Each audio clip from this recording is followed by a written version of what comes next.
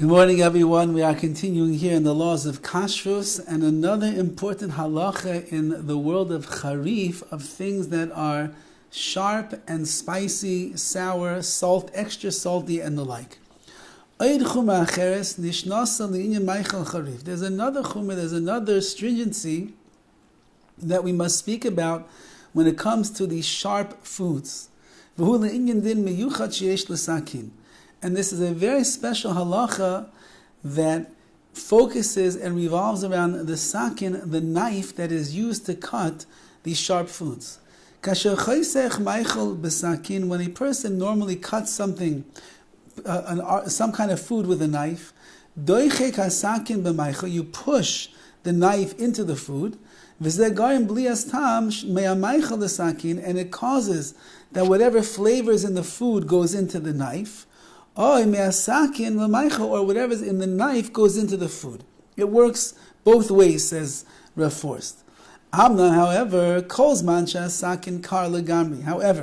as long as the knife is completely cold, it's not possible that the flavoring of the food or the knife can go into anything else, unless you end up cutting a sharp food object, which is what we are describing over here.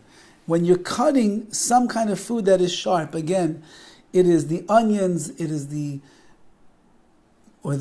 garlic, or the pickled foods, or a spicy pepper, or it would be very salty foods and the like. If you're cutting that, then even if the knife is cold, it has the ability to transfer from one to the other, as we will see. With the knife that you are cutting into the sharp food, between the pushing of the knife into the food and the sharpness of the food itself, they exchange. The food goes into the knife, and the knife, whatever is blia, whatever is the status of that knife, goes into the food. Therefore, if you took a Fleishig, a meat knife, and you cut something that is a davar charif, for example, you want to cut into your onion. You cut an onion with a Fleishig knife.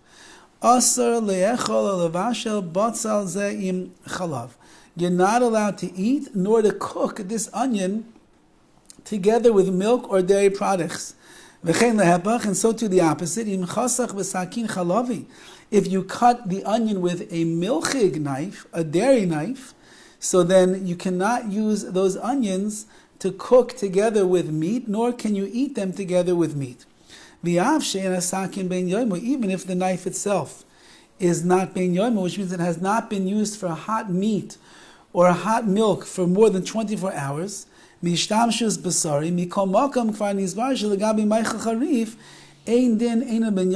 mentioned yesterday that when it comes to the sharp object, whether the vessel that is being cooked in or being cut with was 24 hours, within 24 hours of use or not, nevertheless the sharp food has the ability to go in to the walls of that vessel, and even pulls out the flavoring that's in the walls of that vessel, of that knife, and therefore the onion becomes a Fleishig oven. The onion becomes a Fleishig onion, or it becomes a milchig onion, depending on the kind of a knife that a person ends up using to cut it. Okay, so that is a very important halacha to know in the din of charif, of things that are sharp. And this is something that comes up in kitchens all of the time. You think that if you're cutting something parav, automatically it's okay. No, you can only cut, for example, you want to cut an apple with a Fleishig knife and then eat it, and the knife is clean and it's not hot, and all of the above, and then you want to eat that apple together with your cottage cheese, you could do such a thing if you wanted to, according to the halacha. But if it's the onion, which is something that is sharp, that onion is becoming Fleishig, and then you would not be allowed to eat it together with your milchig meal. Have a wonderful day.